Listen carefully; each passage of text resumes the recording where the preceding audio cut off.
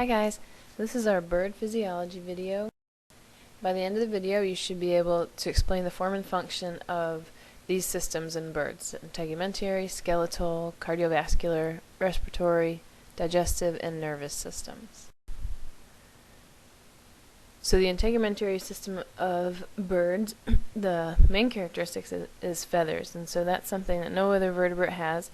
Birds have feathers, and they're actually modified scales, so they're similar to reptile scales, but just in the like in the protein synthesis really that leads to feathers or scales. There's just a little bit of difference. So this kind of shows that the way that each develops, and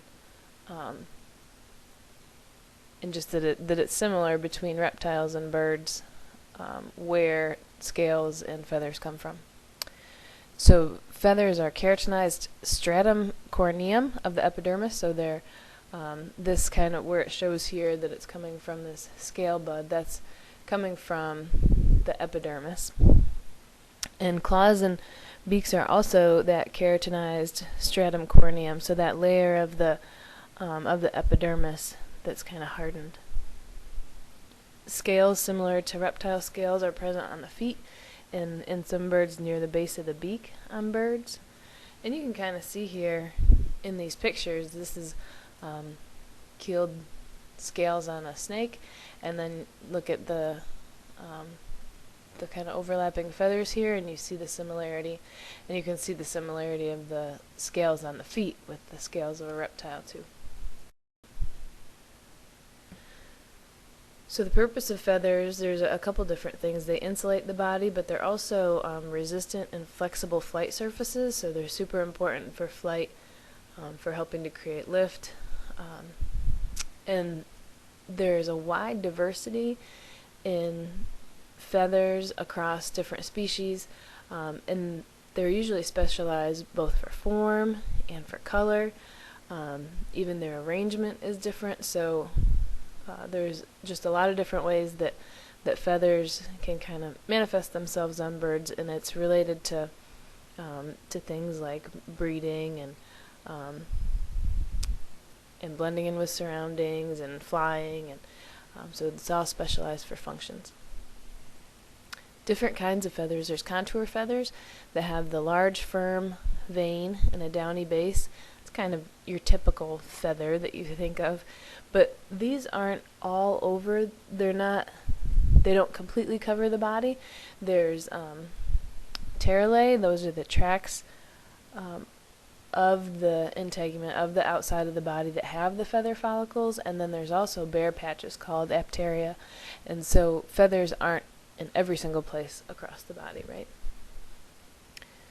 And then primaries and secondaries, is important to know the difference there. The primaries are the ones, if you look at this diagram here, they're kind of the outermost feathers, and that's if we looked at the bone that's up here, the primaries are attached between the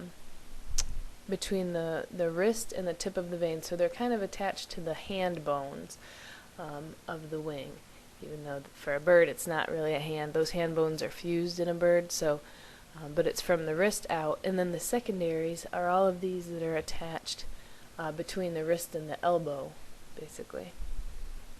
The rectrices are the tail feathers, and the coverts are this kind of second layer up here that overlie the base of the tail of the flight feathers.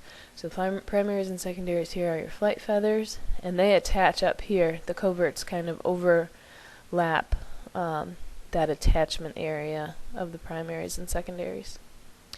And then you see how these are the allular feathers, so they're attached to the allula, which is basically like the thumb of the bird, but it functions differently in birds than our thumb.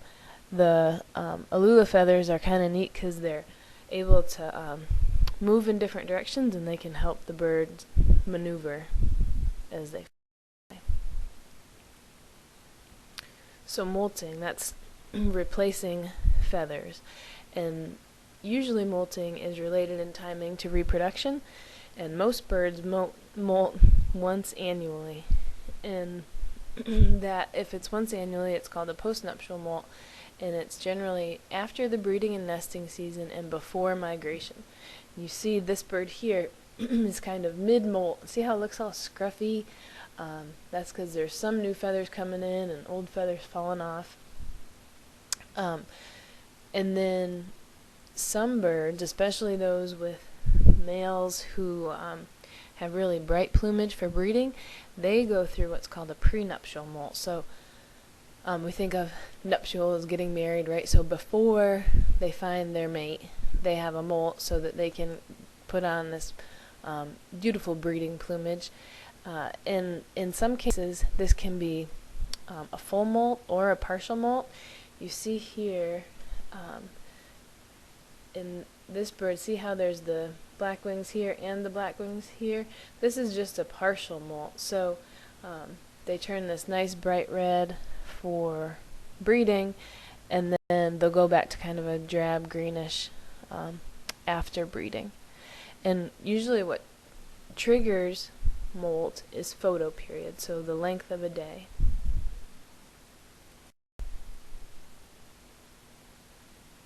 The skeletal system of birds is specialized both for lightness and for strength. So the bones of birds are really cool. They're sometimes described as hollow, but they're not totally hollow. It's more of this, you can see here having the air sacs within the bones. They can be described as strutted, where you see just kind of the matrix in there, but lots of airspace in between to make them nice and light. And they're really thin too, but that strutted nature makes them really strong.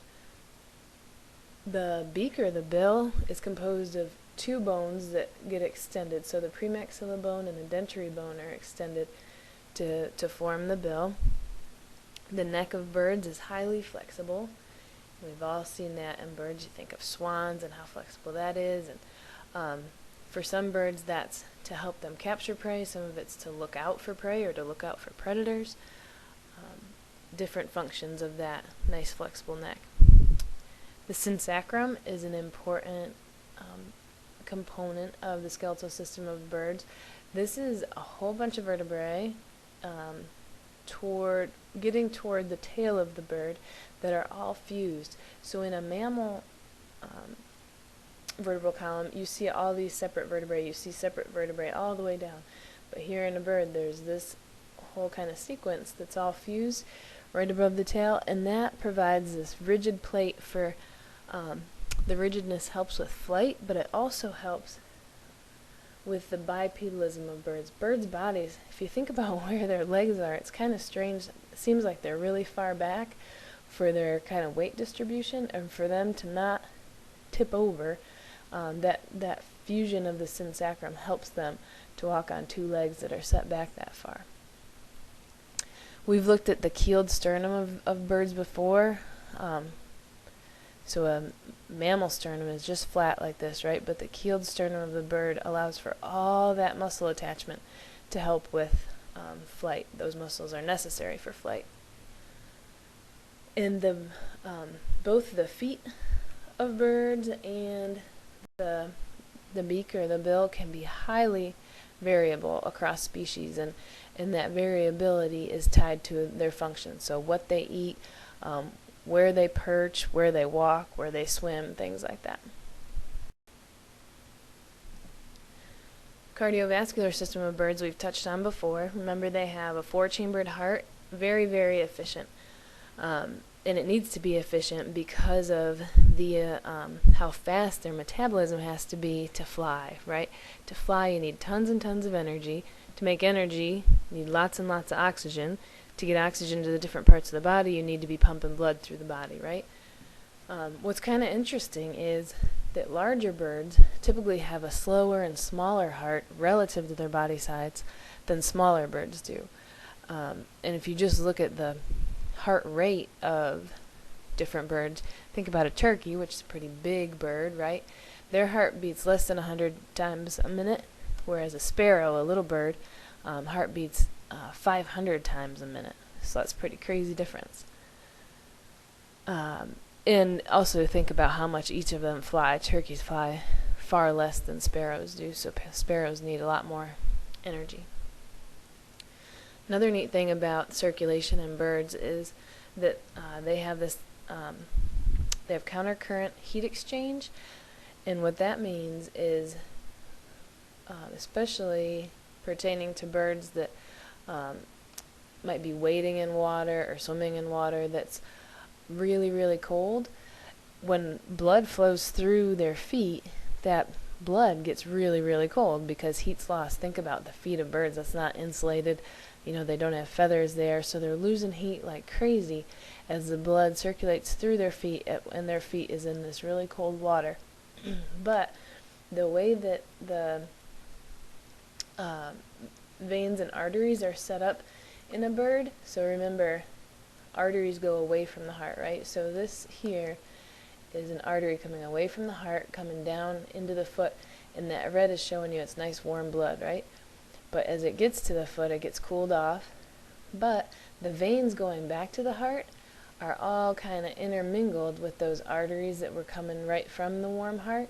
And so as the blood's going back to the heart, it gets warmed up by the blood in those arteries.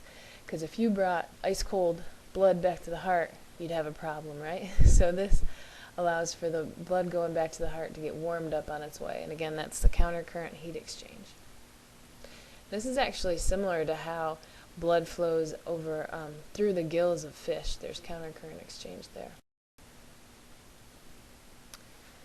So the respiratory system. Birds don't have a muscular diaphragm like we have, or like mammals have, where it's one muscle that contracts to draw air into the lungs. The lungs of birds are in these things called pleural cavities, and there's a membrane between the pleural cavities, and that membrane kind of acts as a diaphragm because there's muscles around the pleural cavity, there's muscles around that membrane, and when those muscles contract, it creates low pressure in the membrane, and it pulls air into both the lungs, and then on the second muscle contraction pulls air into the air sacs. Because remember, birds have lungs, but then they also have a whole series of air sacs throughout their body to greatly increase the volume of air that they can have in their body at once, and to allow them to absorb oxygen both on inhale and on exhale. What's kind of neat too is during flight, the contraction of their flight muscles actually acts as a bellows to draw in air. So those air sacs, again, the volume of the air sacs makes the total volume of respiratory surfaces 3 times that of the lungs in a similar sized mammal. So it's pretty efficient. Digestive system in birds, remember they don't have any teeth because teeth are really heavy. Their tongue is not muscular, which is kind of interesting. It's more of a tactile, like more of a sensory organ. And it can be specialized for different birds for different functions. Woodpeckers can have a really long and really sensitive tongue to seek out insects.